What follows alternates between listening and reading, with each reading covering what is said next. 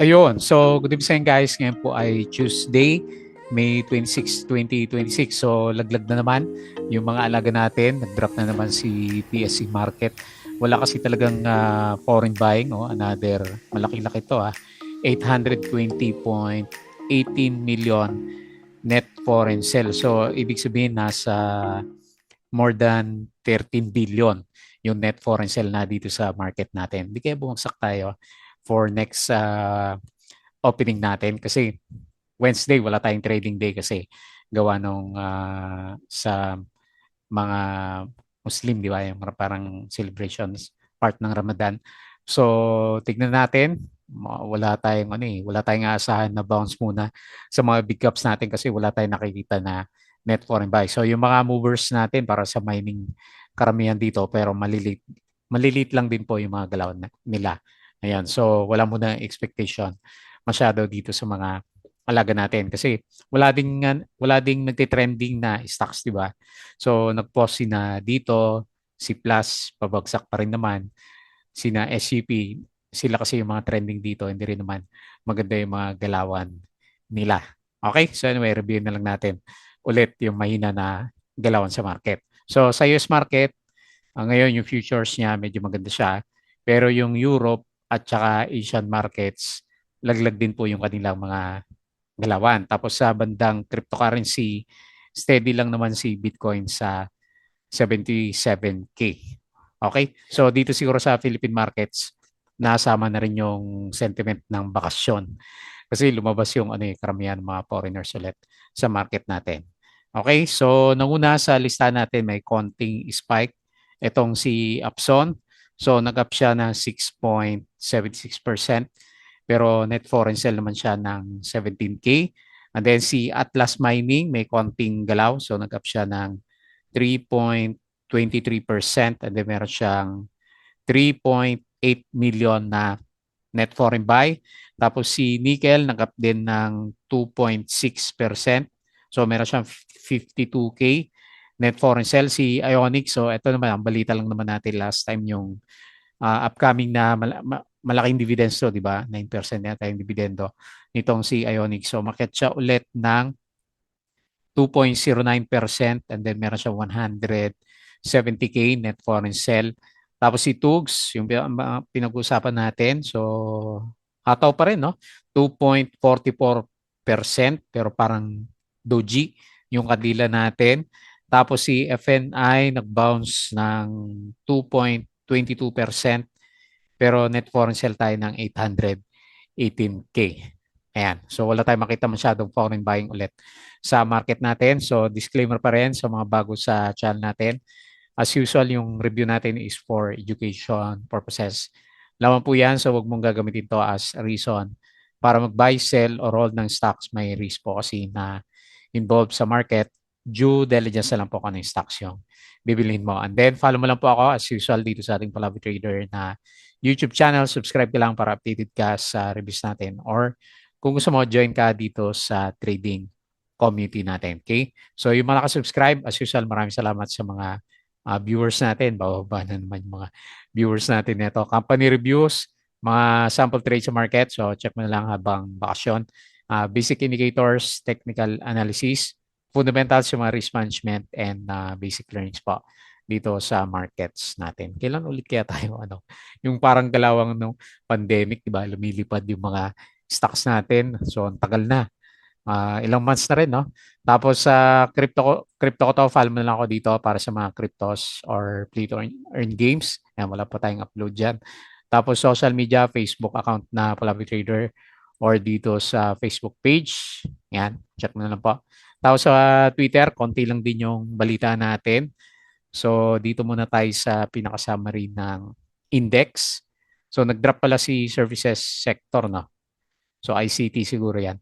So nag-drop na 2.72% and then ang verde dito si mining natin. Ayan, siya lang pala yung pumitik. So nag-up siya ng 1.42% kasama si holding firms 0.86%.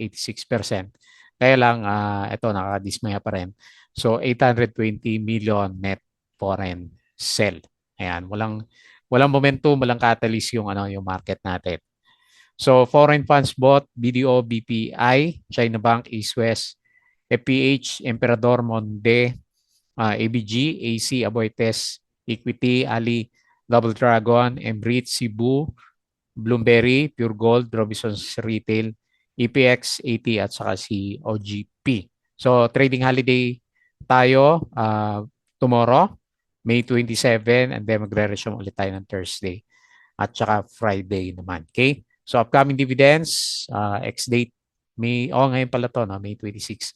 Robinsons at saka si ACE-N. Ayan.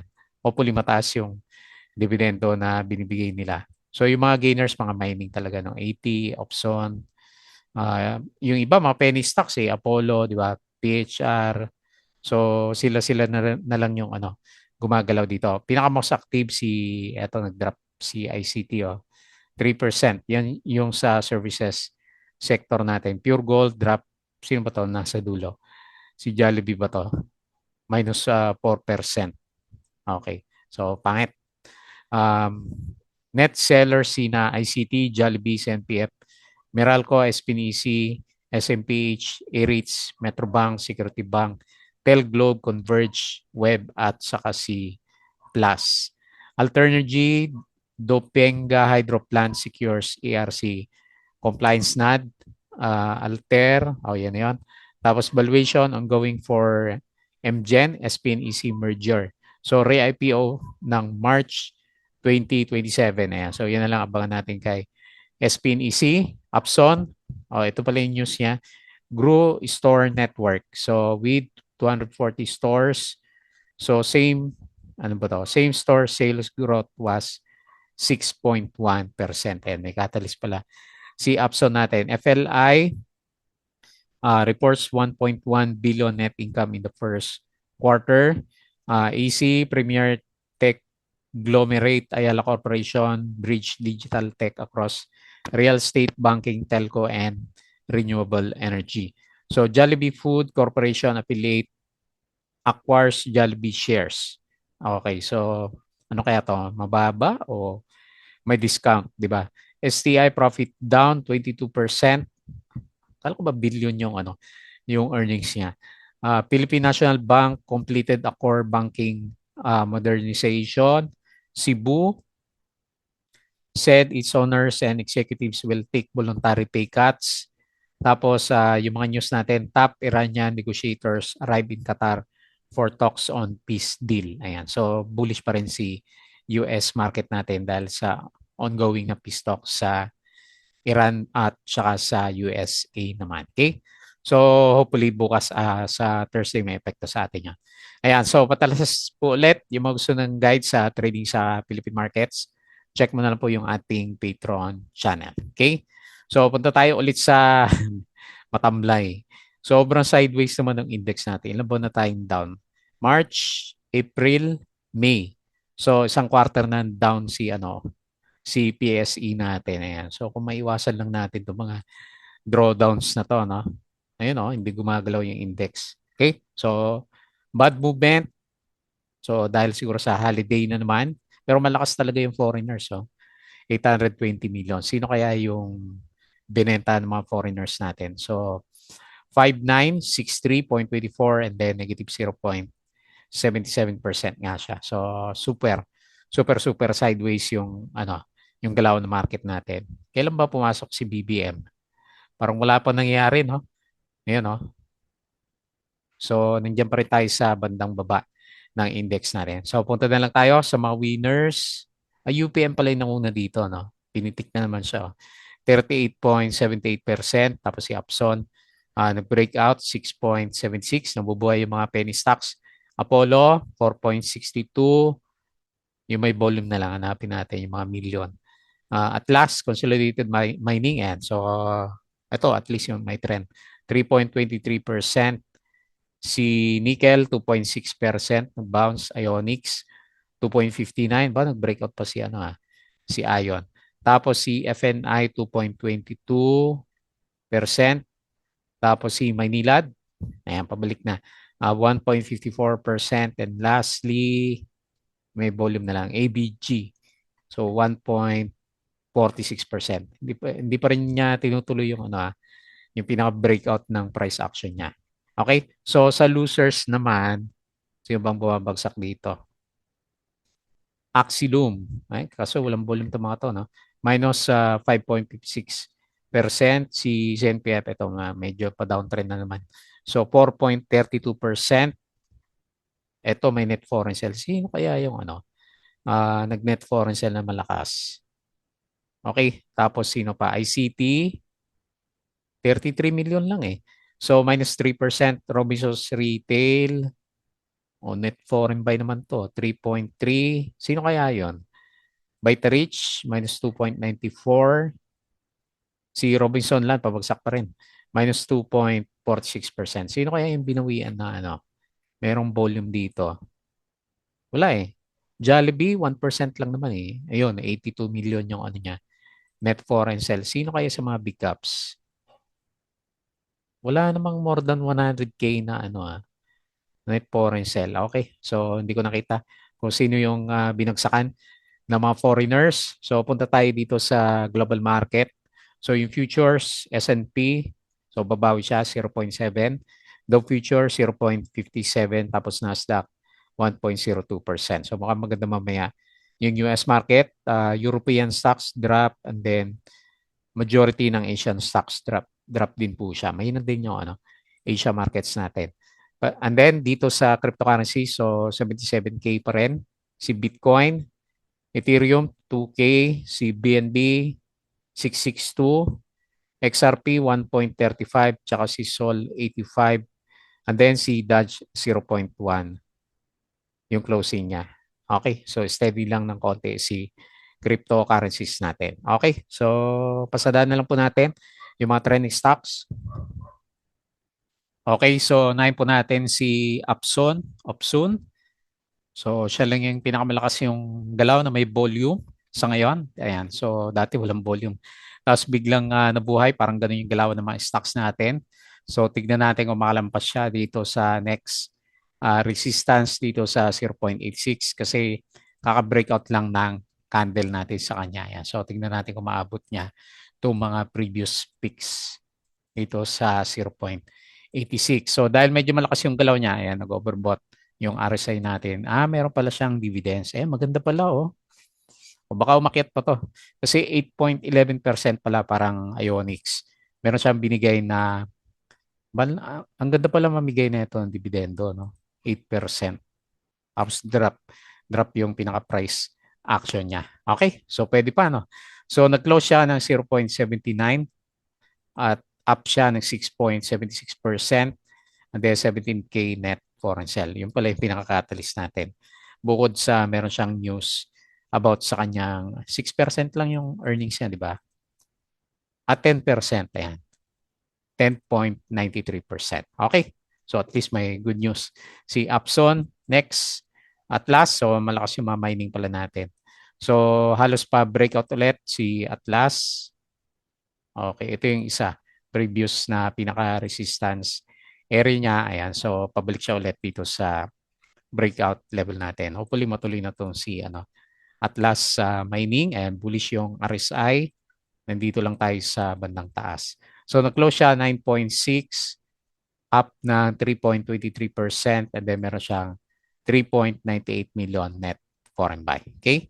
Next, si Nickel.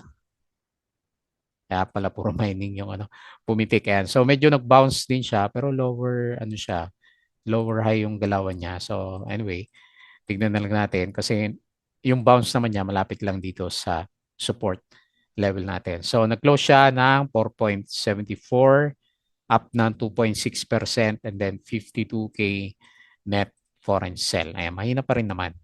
Hindi pa ganun kalakas yung RSI level natin. Okay?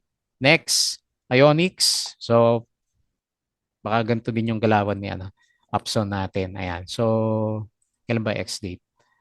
May 28. Ayan, sakto sa Thursday. Expect meron tayong drop na 9% sa kanya. Pero breakout yung naka-breakout yung candle natin. Pero 9%, so saan yung pinaka support level natin? Sukatin natin.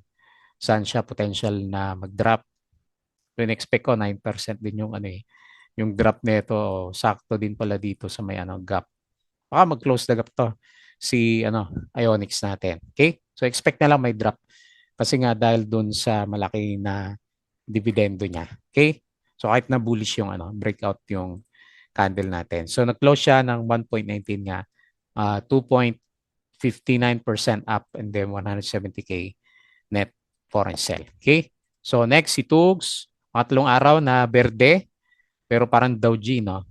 Mabot ba tayo dun sa pinag-usapan natin kahapon na resistance? Konti na lang. Ayan, konti na lang. Tingnan natin. By next opening natin kung aabot tayo dyan. So, okay. Yung pinaka-support pala natin dito sa around 0.74. Ayan, bullish. Sobrang bullish, no? RSI 85. So, bullish yung galawan niya. So, nag-close siya ng 0.84. Up siya ng 2.44% and then 250 pesos net foreign sell. Okay? And then lastly, si FNI. So gumalaw din siya. Pares na pares sila ni APX ng itsura. So pa-breakout din yung APX o PX? 80 pala, 80. Ayan. So halos nandun na rin siya sa breakout level. Tingnan natin kung matuloy yan by next opening, by Thursday. So okay din yung RSI level natin. Okay? So nag-close siya 2.3, up siya ng 2.22% and then meron siyang 816K net foreign sell. Okay? So balik tayo sa index. Sobrang hina pa rin. So wala pa tayong masyadong makita na optimism sa market natin, lalo na puro net foreign sell pa rin naman yung lumalabas sa market. So hopefully bumalik sila by next week kasi may potential mag-drop yung index pag wala tayong foreign buying. Okay po, so yun lang muna. Enjoy the vacation. So bakit na mag-close, please don't forget to subscribe ulit dito sa ating Palaboy Trader na YouTube channel. Join ka lang sa group kung gusto mo ng guide. Crypto ko to, follow mo na lang po para sa mga crypto vlogs. Tapos sa Facebook account, Facebook page, Twitter, and Patreon sa mga gusto ng guide. Sali lang po kayo sa group natin. Okay? So yun lang. Maraming salamat. Happy vacation po bukas.